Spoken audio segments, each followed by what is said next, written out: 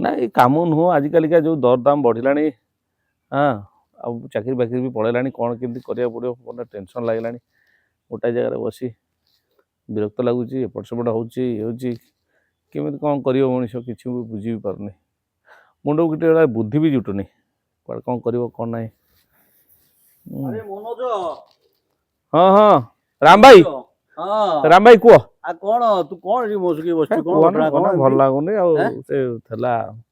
ए चाकरी Fakhri private job फब गुड़ा था पढ़ला भल लगुनि बसी माने कोठी थिलु कोठी मुझे माइंस रे चाकरी करी गोटाए ए माइंस बंद बांध करदे किए गोटा घोरले घरे ता आगुरु बा गोटे कोठी जो ये रे थिलु मु सुनिथिलि गोटा को बड़ कंपनी रे थिलु मु जो गत थर जो गां को आसी नथिलि छुट्टी बेले सी हमर देखाई देला प्रदीप देखाई देला प्रदीप कहतला गोटे कोन बड़ कंपनी रे थिलु सठु पळे से हां बा से जिंदल कंपनी रे थली आ जिंदल रे थिलु एते भलो थिलु तो जिंदल से बा बंद करदला गोटा सेक्टर मु जो सेक्टर रे थली फाइनेंस ईयर एटा बंद हे गला। अच्छा बंद छोटे तापर कोन प्राइवेट चाकरी से नहीं तापर आसी एठी थिलु आउ तापर कोडी नाय आउ कोडी एबे तो आसीली ये जो जॉइनिंग हे नथरा कि सीए सेंद गोटे कंपनी आइला कोन ता कहला से ता बाटे से पळला दूर दूर राता राती सब पेड़ी पुडा बांधी पळेले से डोटे चाकरी करले सी भी पळेला आ कोन करबो एटा बसिची आ तो पिला छुआ जेन चढ़िया कथा चलुचंदी आ कोन तोर गोटे पुओ बा कोन हां कोन आ सिस्टम चलीची आ गोटे आ झियोटे पुओ कोथरे पडुची ओटा से अष्टम पढ़ुची झीटा पढ़ुची चतुर्थ अंडा फंडा खाऊची मागणा तो सी कोन हिची कि मोर देखाइतला काली नलिनी देखाइतला नलिनी हमर जो पढुतला हम संगे मुई संद कथा पचारे मु तो बुलुची चारिटा बढ़िया से बुलुची किसी मोर टेंशन नाही देखाला मु गला कोन सब खबर ओ खाली बुलुचो ना किसी करूचो नाही नाही मु से कथा कहबी मु से कथा कहबी मेन कथा हला नलिनी मोर भेट होला नलिनी कहला कि जे एमती तो कथा पड़ला संद कथा पड़ला कहला सी मनोज बड़ मन दुखरे अच्छी आसला तू कुआडे बहुत 2 दिन तले जाइतलु आ कोन पैसा पतो तो साहाय्य मागुतलु मु कहली से कहला कि नाही मो पास नाही हेले मु तते जोगाजोग कर कोन तोर एंत असुविधा हेला तो चाकरी तो पळेला पुणी चाकरी आसीबो हां चाकरी कोड आसीबो मिलिले तो कोड करिया हां जे दादा अच्छा तू बर्तमान जो रहउछु कोडी मु रहउची बर्तमान हमरो एठी डुबुर रे ओ डुबुर रे रहउछ से घर बडा तमरी पाखटा तो तम जो डुबुर से ये रे तलो मु से घर बडा रहउछ मो कथा सुन मेन कथा होची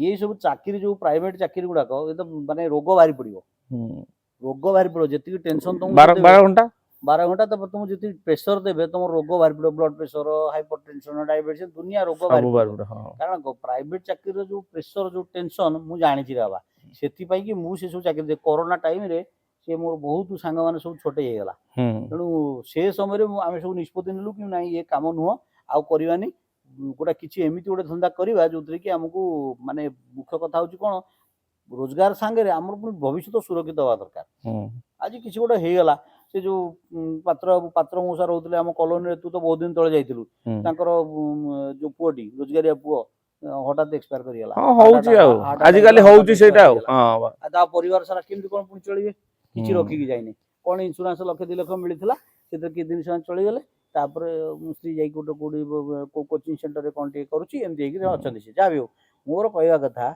एभली किछि व्यवस्था करो जोतर तुमे थाओ न थाओ तुम परिवार पई कि सुरक्षित भाबरे किछि पैसा मिलुथियो प्रथम द्वितीय एभली किछि करो जोतरे कि तुमको तमे एक्टिव काम करो न करो किंतु पैसा मनु मन आसीबो सेमतिया किछि काम जोटा को वर्तमान समय जहा को पासिव इनकम बोली कुआउची पैसिव इनकम पछर गोडा इंश्योरेंस ना ना इंश्योरेंस नो मु इंश्योरेंस कथा कोनी passive income insurance passive income न कर पैसिव इंश्योरेंस कर दबो जे डिपॉजिट करले तुम गति छाइला पैसा आ से कोन पैसिव नुह से सुन से भी गोटे पैसिव जे कि तादर तुम एक्टिवली पुनी काम करिवो ना नाही प्रथम कथा द्वितीय कथा जेतिक दिन रो टर्म थियो 15 वर्ष 20 वर्ष से सरी गेला पर लोक आता पर रखिवनी जेति दिन रखिया कथा रखियो तार पिछे तुम पाइबो ना से भी गोटे पैसिव इनकम सेही बलिया किंतु एबे जो ट्रेंड टा चलीची मार्केट रे सबुठु बड़ जो पैसिव इनकम ट्रेंड टा चलीची सेही ट्रेंड रे आमे काम करछु तू तादु पळेया फटाफट ए टेंशन सब हलै दे कोन जिंस वाला देखू जो पिंधी छी आईएमसी होची इंटरनेशनल मार्केटिंग कॉर्पोरेशन कंपनी ना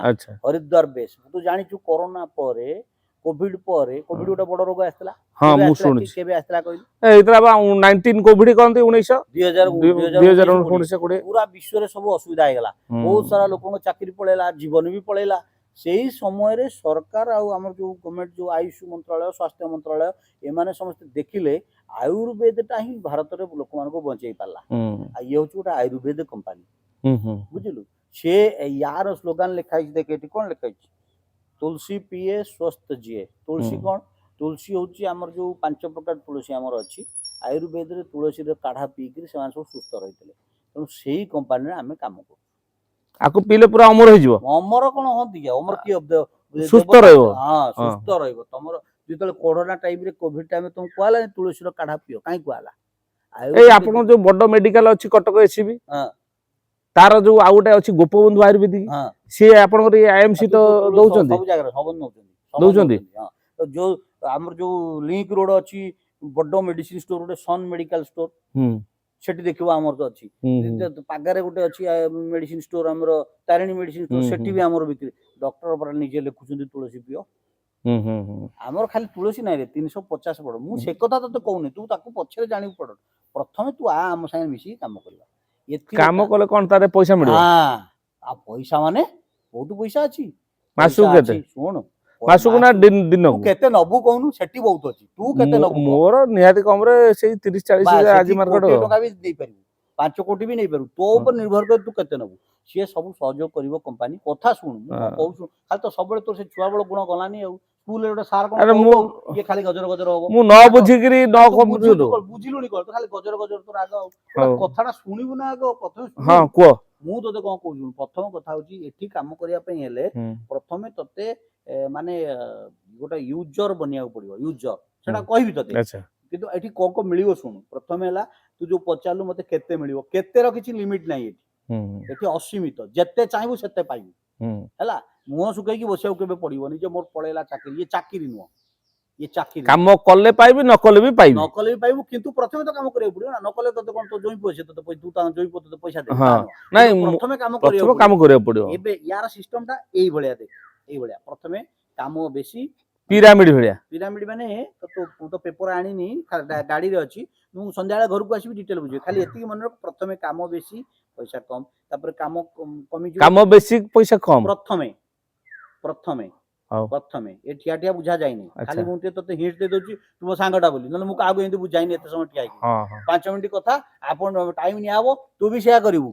ଠିଆ ଠିଆ କାହାକୁ ବୁଝେଇବୁ ନାହିଁ, ପ୍ରଥମରୁ ବୁଝୁ। ଠିଆ ଠିଆ କାହାକୁ ବୁଝେଇବୁ ନାହିଁ। ଟାଇମ ନବୁ, ମିନିମମ୍ ଅଧଘଣ୍ଟାଏ ଘଣ୍ଟାଏ ଟାଇମ ଦବ। ଯିଏ ଘଣ୍ଟାଏ ଟାଇମ ଦେଇପାରିବନି କଥା ଶୁଣିବାକୁ, ସିଏ କଣ କାମ କରିବ? କଥା ବୁଝିଲୁ ନା?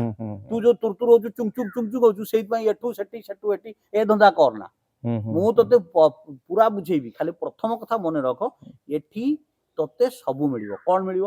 ଟଙ୍କା ମିଳିବ ଖର୍ଚ୍ଚ କରିବା ପାଇଁ, ଗାଡି ମିଳିବ ବୁଲିବା ପାଇଁ, ଫରେନ୍ ଯିବା ପାଇଁ ଫଣ୍ଡ ମିଳିବ, ବୁଲିବା ପାଇଁ ଟ୍ରାଭେଲ ଫଣ୍ଡ ମିଳିବ, ମିଟିଂ ଫଣ୍ଡ ମିଳିବ, ସବୁ ମିଳିବ।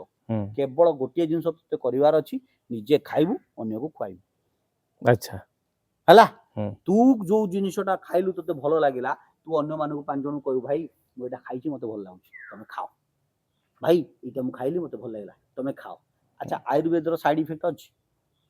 ସାଇଡ ଇଫେକ୍ଟ ମୁଁ କଣ ଜାଣିଛି ସେ ବିଷୟରେ? କଣ ଜାଣିନୁ ତ କଣ କହୁଛୁ? ଗଛର ଚେରମୂଳି ଲତାର କଣ ସାଇଡ ଇଫେକ୍ଟ ଅଛି? ନିମ ପତ୍ର ଚୋବେଇ ଦେଲେ ତୋର କଣ ଦେହ ଖରାପ ହେଇଯିବ? ଫଳି ଯାଏ ଦେହ ସାରା। ନିମ ପତ୍ର ଚୋବେଇଲେ ଫଳି ଯାଏ? ତୁ ଶଳା କୋଉଠୁ ଆଇଛୁ? ବୁଝିପାରୁନି। ନିମ ପତ୍ର ଚୋବେଇଲେ ଆଣିଲୁ, ଚୋବେଇଲେ ଏଇଠି ନିମ ଗଛ ଅଛି, ଦେଖ। ଏଟା ପତଞ୍ଜଳି ଗୋଟେ ଆୟୁର୍ବେଦିକ କମ୍ପାନୀ ହେଇଗଲାନି। ଶୁଣ, ମୁଁ କହିସାରେ, ଶୁଣ। ଏଇ ଯୋଉ ନିମ ଗଛ ଅଛି, ପତ୍ର ଆଣି ଚୋବା, କୋଉଠି ଫଳିବ ମତେ ଦେଖେଇବୁ?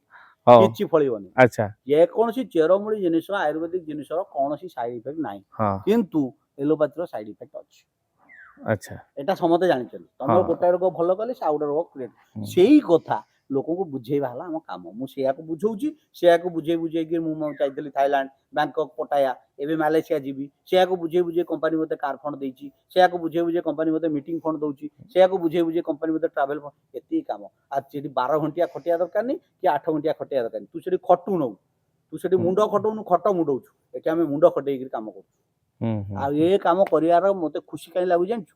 ମୁଁ ଆମ ସନାତନ ସଂସ୍କୃତିରେ ଅଛି ନା, ଆୟୁର୍ବେଦରେ ଆମ ସନାତନ ସଂସ୍କୃତିର ଦାନ, ଯାହାକୁ ବିଶ୍ୱ ହେଲେ ସମ୍ମାନ ଦଉଛି, ତାକୁ ହିଁ ପ୍ରଚାର ପ୍ରସାର କରୁଛି। ବୁଝିଲୁ? ଆଚ୍ଛା, ହଉ ଠିକ ଅଛି। ଆଉ ମୁଁ ପଚାରୁଛି, ଆଉ ଏଇଠି ମୁଁ ମାସେ ପର୍ଯ୍ୟନ୍ତ ସେମିତି ଖାଲି ବୁଝେଇବି, ଦେଖିବା କେତେ ଲୋକ ନେଲା ପରେ ଯାଇ, ଇଏ ବିକିଲା ପରେ ଯାଇ ଯାହା ହବ। ପୁଣି ବିକ୍ରି କଥା କହିଲୁ, ଆଉ ସେଇ ତ ତତେ ମୁଁ ସବୁ କହିନି ବା, କହିଲି। ମୋ କଥା ଟିକେ ମୁଁ କହିସାରେ। ମୁଁ ସବୁଦିନ 30ଟା ଲୋକଙ୍କର ନାଁ ଲେଖିକି ନେଇକି ସମସ୍ତ 30 ଜଣଙ୍କୁ ବୁଝେଇବି ହୁଁ। ସେ ମୋତେ ପଇସା ମିଳିବ ତ?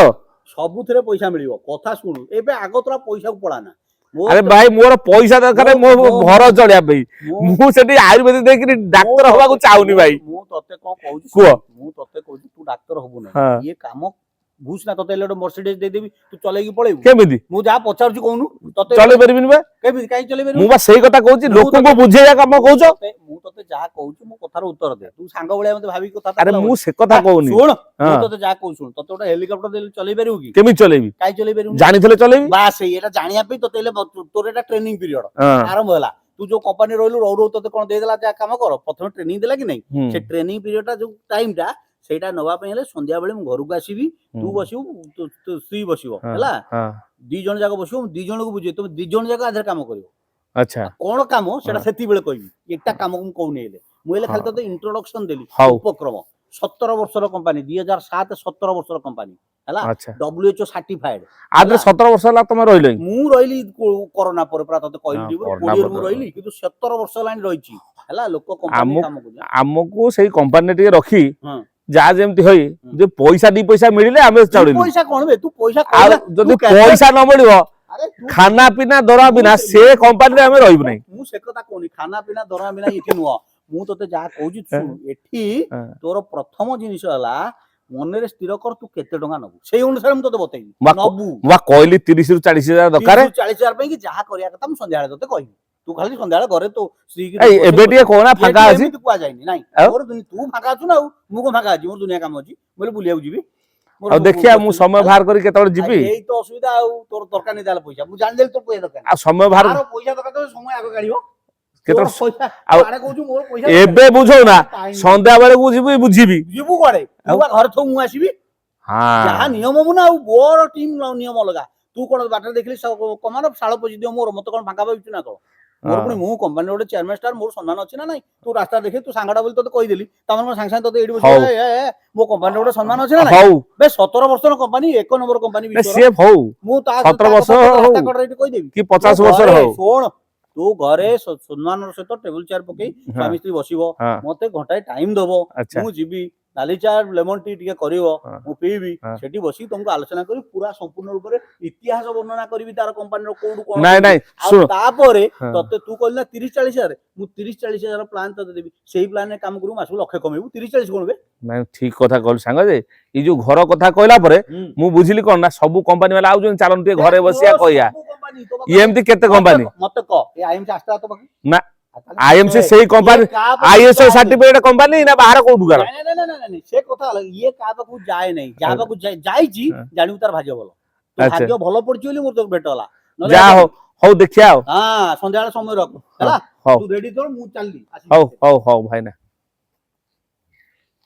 କଣ କରିବା ଦେଖିଆ ସନ୍ଧ୍ୟା ବେଳକୁ ଯିବା ଆଉ ଯାଇକି ପହଞ୍ଚିବା ଦେଖିଆ କେତେ କଣ କାଳେ ଭଲ କମ୍ପାନୀରେ ମିଳୁଛି ନାଇଁ ଦେଖିଆ ବସିବା ଆଉ ଭଲ କମ୍ପାନୀଟା ହଉ ବାବା ମୁଁ ଯାଏ